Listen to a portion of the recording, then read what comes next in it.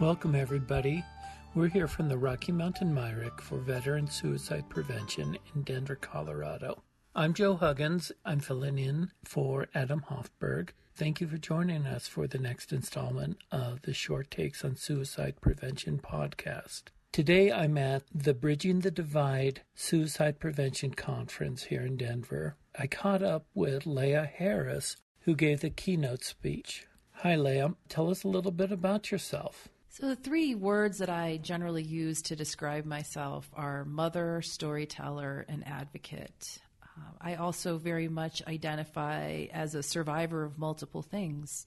I'm a trauma survivor, I'm a suicide attempt survivor, and that also really informs who I am and the work that I do in the world, both training and advocacy, to raise awareness about trauma and trauma-informed approaches, and really look at how that's connected to suicide and suicide prevention. So I really advocate for a marriage between trauma-informed care and suicide prevention and care. Actually, I'm going to take this in a little different. I was going to talk with you about the lived experience, but first I want to talk a little bit more about this idea of trauma-informed care. Can you tell us what that means and why that's important? Absolutely. Trauma-informed care is really an overall approach or a philosophy of service provision.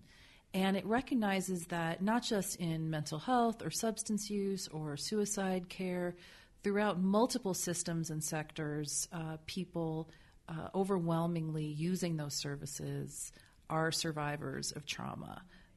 And this could be generally complex trauma, so childhood trauma combined with adult trauma. Very often, adults in our various systems have experienced multiple forms of trauma. And unfortunately, unintentionally, in services, people can be re-traumatized through things such as seclusion and restraint, or services that are not responsive to their needs or that are not culturally sensitive or gender sensitive, right? People can be re-traumatized in a variety of ways. So trauma-informed care or trauma-informed approaches really is about, okay, we recognize the prevalence of trauma in the people using our services. We know it has numerous impacts on their life, on their mental health, their physical health, their behaviors, or even their life expectancy, right? So we look at trauma-informed care as a values-based approach where we actively seek to resist re-traumatization. We promote resilience and a belief in recovery and healing in all of our work. We incorporate peer support because relationships are so central to healing from trauma. We really seek to, and I think this is in line with things like patient-centered care, recovery-oriented services, but to have a collaborative approach. Because so often the experience of trauma is that people don't have control. They haven't had control over themselves, maybe their very own bodies. So how can we do things, instead of doing things to people or for people, to collaborate with people and really encourage them to be active agents in their own healing and recovery process. So it's a values-based philosophy and approach and a way of being with people who've experienced trauma. And the other thing I want to say about it is that trauma-informed approaches are holistic. So it's not just about responding to trauma in people using services, but it's understanding that providers of services may come with their own set of their own trauma history or set of experiences, whether or not they're disclosing that publicly. So we're really encouraging everyone in a system or an agency to be aware of their own trauma, how it impacts their work, their lives, and actively seek to promote resilience and healing. And that leads to just a wonderful segue right into this idea of lived experience and how that informs the care that we provide and also informs more than that, I'm guessing. Can you tell us a little bit about that? So when I was going through my experiences as a child and adolescent in the mental health system, unfortunately, I received a lot of very negative messages about my prospects for the future, I was told kind of keep your dreams real small because you don't want to trigger your illness. Just a lot. Nobody did this intentionally, but the messages I got were very disempowering. And it wasn't until many years later, as an adult, that I discovered what is known as the recovery movement, the peer movement. But it's people who are in recovery from a whole range of mental health issues, addiction, suicidal behavior, who are telling their stories. And the first time I heard a hopeful story about someone who had been where I had been and who was living a good life, who was working and enjoying all the things that we would want for anyone, right? That was a message I hadn't gotten before. So I think on one hand, these lived experience stories and narratives provide hope. We hear so many horrific horror stories, but we rarely hear that other side of people who are doing well and thriving despite whatever it is that they're living with, right? So I think including those perspectives is really important. Staff need to hear those because so often they see people at their very, quote, worst and don't know that folks maybe go on to recover. So that helps to boost the morale with staff. It helps to boost the morale with people using services, and it provides hope.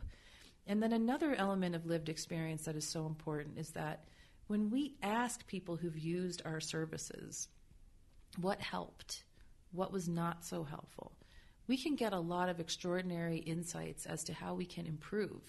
How can we be more engaging? How can we make our services more attractive so that people will want to use them? How can we, see if maybe there are some areas where we're unintentionally causing additional trauma? Can we shift some policies, programs, practices? But it's really about meaningfully incorporating the voices of lived experience of people specifically who have used our services and asking them what would have made the difference or what did make the difference. And we can vastly improve that user experience, service user experience, by asking those questions and incorporating the answers that we get.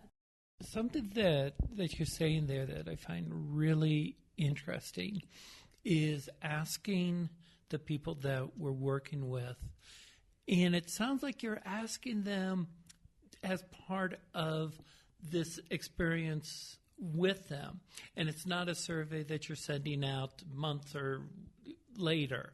Is that so? It's happening in the moment?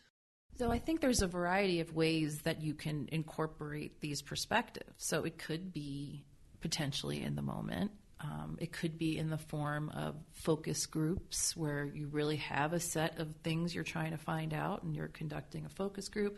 Or it could also be through those kinds of surveys. I mean, ideally closer to the time that they've received the services so it's fresh in their mind.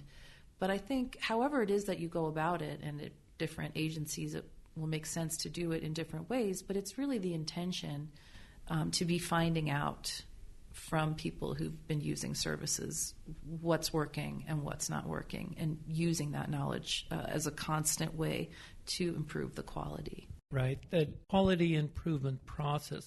And that's something that systems approach that the Zero Suicide Institute has been promoting. Can you tell us a little bit more about that? Yeah, I absolutely love the zero suicide approach because it's what we call a BHAG, for those who don't know, big, hairy, audacious goal. And we need those goals.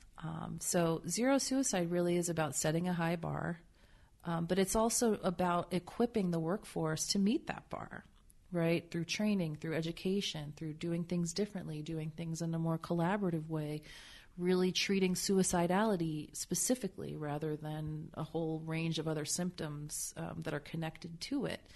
And again, the zero suicide philosophy is an approach. It's a way of working with people. It's a way of approaching suicidality. But what to me is the most exciting about it is that it's really equipping the workforce to respond in a way that will be helpful and that will not re-traumatize people and will actually facilitate healing and recovery. I know that you're on a short time frame here with the Bridging Divide conference. Any last words that you'd like to share with us? Yeah, I think for me, I've seen particularly the mental health system has come so far since the time I was a young woman receiving services 20-odd years ago, and that we need to really acknowledge how far we've come in, shifting from more of a deficit-based orientation to more of a recovery-based orientation. Having the humility to recognize that, we're doing great work, but we could be doing better work, and we need to be doing things differently and thinking outside the box. So I'm excited about the creativity and the open-mindedness and the humility that I'm seeing in the field about listening to the voice of lived experience, and that it's going to take all of our voices and all of our efforts, clinicians, people using services together, advocates, if we're really going to create the changes that we want to see and the outcomes that we want to see, it will take all of us. So there's a place for all of us. There's a role for all of us. And I'm really excited about the sort of unprecedented level of collaboration between clinical staff and people who come more from the lived experience or lived expertise side of things. So I think I would just say there's a lot to be hopeful about. And I'm just really excited to be a part of it and to share just a little bit with you today. So thank you. That's it for the R. Myrick Short Takes podcast today. We appreciate your listening.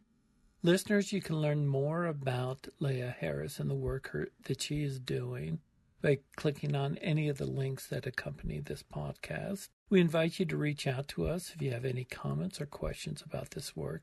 Please make sure to subscribe to the podcast and share it with your colleagues.